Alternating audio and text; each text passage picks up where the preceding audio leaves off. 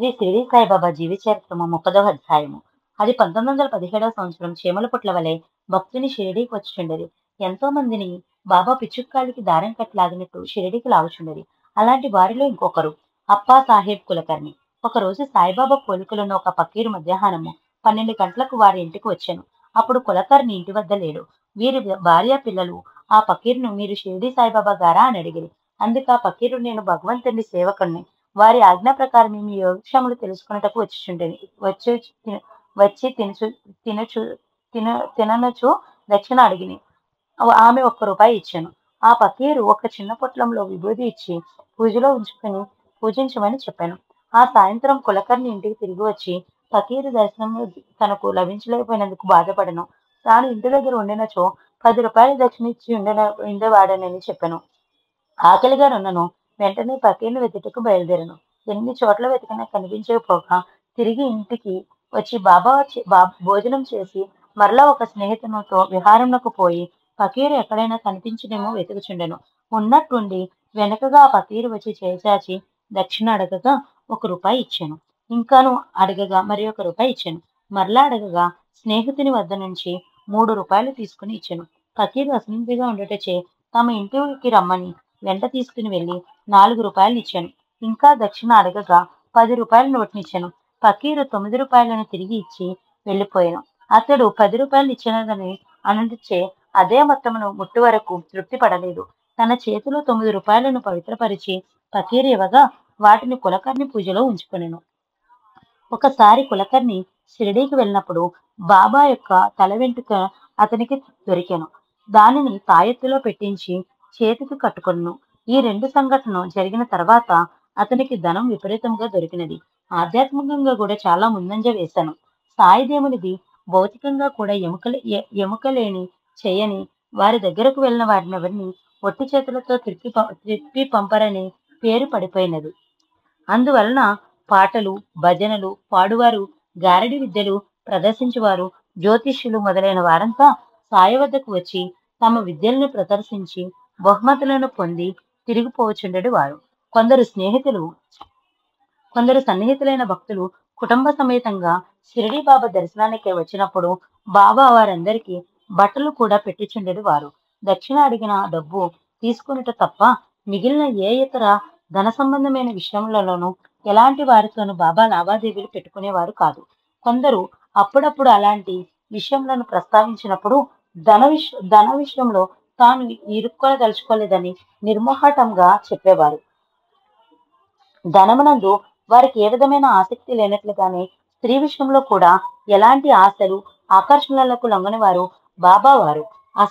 అస్థలిత బ్రహ్మచారులు. సాయి పాము వలె కనిపించుట. షిరిడి నివాసి రఘుపాటేల్ ప్రతిరోజు ఉదయమే వచ్చి బాబాను నమస్కరించిన గాని ఏ పని ప్రారంభించడు వారు కాదు.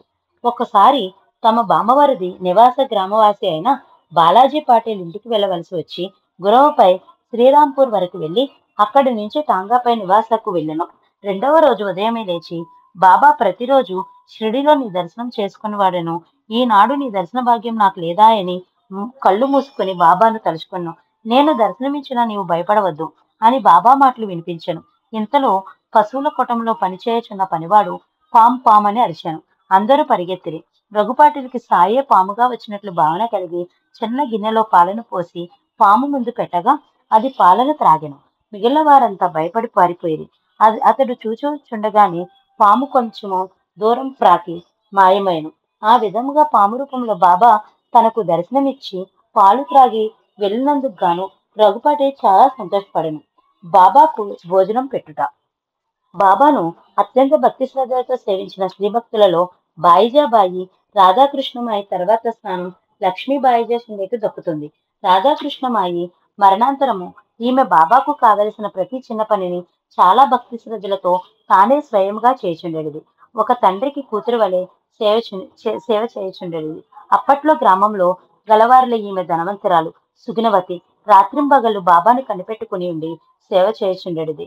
రాత్రి సమయంలో భక్త మహాసపతికి, తాత్యాకు, లక్ష్మీబాయికి తప్ప ఇతరులెవరికి మసీదులో ప్రవేశించుటకు ఆజ్ఞ లేదని ఈమె యొక్క సేవ పారాయణతను మనం గ్రహించవచ్చును. 1917లో ఒకరోజు సాయంత్రము మసీదులో కూర్చుని బాబా తాత్యాతో మాట్లాడుచుండగా లక్ష్మీబాయి వచ్చి బాబాకు నమస్కరించాను. ఆమెతో, బాబా, లక్ష్మి నాకు చాలా ఆకలిగా ఉన్నదని చెప్పాను. ఆమె వెంటనే రొట్టె తెచ్చదనని చెప్పి ఇంటికి తిరిగి వెళ్లి త్వరగా రొట్టె కూర తీసుకువచ్చాను. బాబా దాన్ని అందుకుని ఎదురుగా ఉన్న కుక్కకు వేశాను. ఆ కుక్క తోకాడించుచు ఆ రొట్టెను పూర్తిగా తిని ఆనందించాను. అప్పుడు లక్ష్మీబాయి బాబాతో, నేను స్వయంగా నా చేతులతో నీ కొరకు రొట్టె తయారు చేసుకుని రాగా నీవు దాన్ని కూడా కుక్కకు వేసితివి. కుక్కకు రొట్టె వేట కొరకు నన్నింత శ్రమ పెట్టితివేమి అని ప్రశ్నించాను. అందుకు బాబా, నీవు విచారించవలదు. కుక్క ఆకలి తీర్చుట నా ఆకలి తీర్చుటతో సమానమే. జంతువులకు కూడా ఆత్మ కలదు. ప్రాణులు వేరు కావచ్చు, కానీ అందరి ఆకలి ఒకటే. మానవులు మాట్లాడగలరు, జంతువులు మాట్లాడలేరు. ఎవరు ఆకలితో ఉన్న వారికి ఆహారం పెట్టదరో వారు నాకు తృప్తిగా భోజనం పెట్టినట్టగును. దీనిని గొప్ప సత్యంగా తెలుసుకొనుము. సాయి బోధించిన ఈ నీతిని బట్టి సాయి సర్వజీవులు యందు కలడని, సర్వవ్యాపి అని, చావు పుట్టుకలు లేని అమరుడని మనం గ్రహించవలెను. ఈ విషయంలో బాబా స్వయంగా పలికిన మాటలకు మరొకసారి గుర్తు చేసుకునేదము. నన్ను వెదుటకు నీవు దూరంగా ఎక్కడికో పోనక్కర్లేదు. నీ నామమును, నీ ఆకారం వదిలినచో నీలోనే కాక అన్ని జీవుల్లో చైతన్యం కలక అంతరాత్మ అని ఒకటి ఇండును. ఆ అంతరాత్మనే నేను. ఈ విషయంలో మీకు శ్రద్ధగా గ్రహించగలిగినచో సర్వవ్యాపకములు అనుభవించి నా నిజరూపాన్ని గ్రహించగలిగి నాలో ఐక్యం పొందగలరు. బాపు సాహెబ్ జోగ్ సన్యాసం. జోగ్ 1909లో ఉద్యోగ విరమణ చేసిన తర్వాత భార్యతో కలిసి షిరిడీకి వచ్చి స్థిరనివాసం ఉండెను. వీరికి సంతానం లేకపోవటచే సంసార జంగాటం లేదు. భార్యాభర్తలకు బాబాను ప్రేమించి వారి సేవలో నిమగ్నమై ఉన్నారు. మగశ్యాముడు మరణించిన తర్వాత జోగ్ మసీదులో చావల్లో బాబాకు పూజ ఆరతులు ఇచ్చిచుండెడు వారు. బాబా సమాధి చెందు వరకు ఈ పనులను ఇతడే చేయుచుండెడు వారు. ఈయనకు పూజారి జోగ్ అని కూడా పేరు ఉండేది. సాయంత్రపు వేళలో జ్ఞానేశ్వరి, ఏకనాథ భాగవతము మొదలైన పవిత్ర గ్రంథములను చదివి శ్రోతలకు బోధించుచుండెడు వారు. ఎన్ని చేసినను అతని మనసుకు శాంతి లభించలేదు. ఒకనాడు బాబాతో, నేను ఇన్నాళ్ళు నీ సేవ చేయుచుండని, అయినను నా మనసు శాంతించలేదు. ఎందువల్ల? నన్నెప్పుడు కరుణించుతు అని అడిగాను. అందుకు బాబా, కొద్ది కాలం ఆగుము. నీ చెడు కర్మల ఫలితం నశించును. నీ పాపపుణ్యములు భస్మమగును. నీవు ఎప్పుడు అభిమానము, మోహమును, రుచిని జయించదవో వాటంతటా అవిగా వచ్చు ఆటంకములను దాటగలిగదవో అప్పుడు నీ జన్మ ధన్యమగును అని చెప్పిరి. కొంతకాలంలో అతని భార్య చనిపోయాను. అతనికి ఇంకొక అభిమానము లేక స్వేచ్ఛాపరుడై సన్యాసం తీసుకుని ధన్యుడైను. ఈ కథలోని బాబా యొక్క సందేశం మనము జాగ్రత్తగా గ్రహించవలను. ఈర్ష, స్వార్థ, ద్వేషాది బలమైన విషయములను జయించిన తర్వాత కూడా అభిమానం, మోహం, రుచి లాంటి చిన్న సైజు శత్రువులకు మనం లొంగక తప్పదు. వీటిని కూడా జయించినా గాని సంపూర్ణ శాంతి లభించదు. లేనిచో వాటి కొరకు మనసు మరలా ఆతురత చెంది అవి లభించినచో ఆవేదన పొంది శాంతిని దూరం చేయను. ఇది కేవలం ఒక స్థితికి వచ్చిన భక్తులకు మాత్రమే అర్థమగును. ఇలాంటి సాధన మార్గములను శిష్యులకు సద్గురువు ఎవరికి స్థితిని బట్టి వారికి బోధించి ముందుకు నడుపుచుండెను. శిష్యుల హోదాలను, ధనాన్ని ఆసరాగా తీసుకుని జీవితాన్ని గడిపే బాధ గురువులకు శిష్యుని స్థితి ఏమిటో అర్థం కాదు. ఒకవేళ కొంచెం అర్థమైనా ఇలాంటి విషయాలను చెప్తే ఎక్కడ తమ చేజారిపోతారో అనే భయంతో అసలు విషయాన్ని వారికి బోధించరు. అసంఖ్యాకంగా ఉన్న ఈనాటి గురువులకు శ్రీ షిరిడి సాయిబాబాకు ఉన్న తేడా ఇదే. బాలగంగాధర్ తిలక్ షిరిడి వచ్చుట. కపడ్దే అంతకు ముందుగానే షిరిడీకి వచ్చి బాబా యొక్క మహిమలను, శక్తి సామర్థ్యములను స్వయంగా గ్రహించి ఉండటచే ప్రముఖ స్వాతంత్ర్య సమరయోధుడు, భారత జాతీయ కాంగ్రెస్ లోని అతివాద వర్గ నాయకుడు అయిన బాలగంగాధర్ తిలక్ ను వెంట పెట్టుకుని 1917లో మే నెల 19వ తేదీన షిరిడీకి వచ్చెను. బాబా దర్శనం చేయించి స్వాతంత్ర ఉద్యమం గురించి కొన్ని సూచనలు, సలహాలను బాబా నుండి కోరెను. వారికి బాబా తగు సూచనలను గుప్తంగానే గ్రహించినట్లుగా ఆధారంలో కనిపించుచున్నది. ఆనాటి బ్రిటిష్ ప్రభుత్వ పరిపాలనలో గల దేశకాల పరిస్థితుల దృష్ట్యా ఈ విషయం గుప్తంగా ఉంచబడెను. తిలక్ మహాశయుడు షిరిడీకి వచ్చి వెళ్ళిన తర్వాత అప్పటి అహ్మద్ నగర్ జిల్లా కలెక్టర్ బాబా చర్యలను గమనించి రహస్య నివేదికను సమర్పించవలసినదిగా గూఢాచారిని షిరిడీకి పంపెను. భారతదేశమునకు స్వతంత్రము తప్పక వచ్చునని, అది అతివాద హింసాయుత విధానం వల్ల కాక శాంతి, ప్రేమ మార్గముల ద్వారా మాత్రమే సిద్ధించగలదని తిలక్కు బాబా బోధించినట్లుగాను, తిలక్ను కూడా తన అతివాద చర్యలను విరమించవలసినదిగా సలహా ఇచ్చినట్లుగాను, ఆనాటి నుంచి తిలక్ యొక్క అతివాద ప్రభావం చాలా వరకు తగ్గినట్లుగా ఆధారాలు దొరుకుతున్నవి. హిందూ ముస్లిం ఐక్యత. ఆనాడు మన భారతదేశానికి స్వాతంత్రం కావాలనేది ముఖ్య సమస్యగా రూపుదాల్చుకున్నది. ఇది రాజకీయ సమస్య, సాంఘికంగా ముఖ్యమైన సమస్య. హిందూ ముస్లిం మత విభేదాలు ఎక్కువగా బ్రిటిష్ ప్రభుత్వం తరచూ జరిగే ఇలాంటి విభేదాలను తొలగించుట లక్ష్యశుద్ధితో పనిచేయలేదు. పైగా చేతనైనంత